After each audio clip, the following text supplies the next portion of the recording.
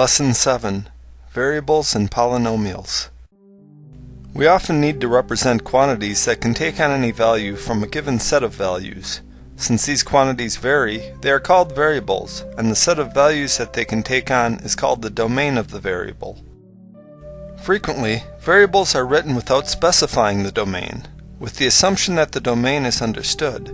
For example, when we see y equals 4x plus 5, the variables x and y are assumed to be real numbers. In fact, there are many conventions in mathematics for certain letters to represent specific types of variables. Part of learning mathematics is getting used to the conventions so that mathematical statements are instantly accessible. For example, x and y are used for real variables, the letters m and n are used for natural numbers, and often specify the size of a set. The letters f and g are used to specify functions. There are many others as well. It is not necessary to remember these conventions yet, but it is important to understand that they exist. Also, it is important to understand that the conventions are not absolute, and sometimes conventions are violated or changed over time, hopefully not without good reason. Despite the fact that the domain of a variable is often unspecified, the domain is very significant.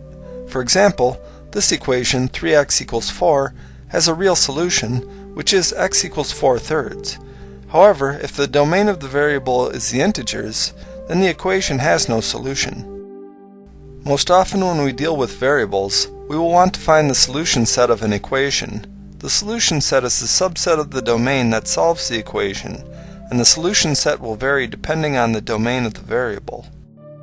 For the equation x squared equals 4, the solution set is -2 and 2 if the domain is, say, the integers, and 2 if the domain is just the natural numbers. Given a variable, we can work with it just as we would any element of its domain. For example, if x is a non-zero real number variable, then we know from the properties of real numbers that the multiplicative inverse of x exists, and we know that x times its multiplicative inverse is 1, even though no exact value of x is specified. In algebra, we use letters for variables of many different types, and this often causes confusion. For example, these are two equations of lines. However, a line is just a set of points, and we can write these equations as sets like this. We can speak more generally about this class of equations of lines and refer to the equations of the form ax plus by plus c equals 0, where a, b, and c are real numbers.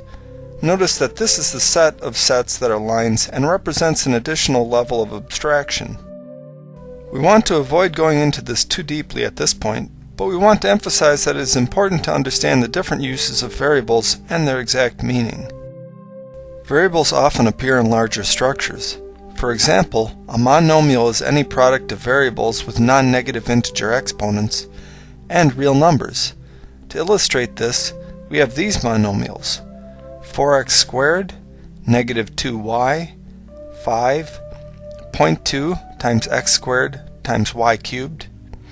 The degree of a monomial is the sum of the exponents of the variables. So these monomials have degree 2, 1, 0, and 5 respectively. A polynomial is a sum of monomials. For example, these are all polynomials: 3 plus 7x minus 5xy, 3x plus x cubed, 4, 3x plus 4y. The degree of a polynomial is the degree of its largest monomial. So these polynomials have degrees 2, 3, 0, and 1 respectively.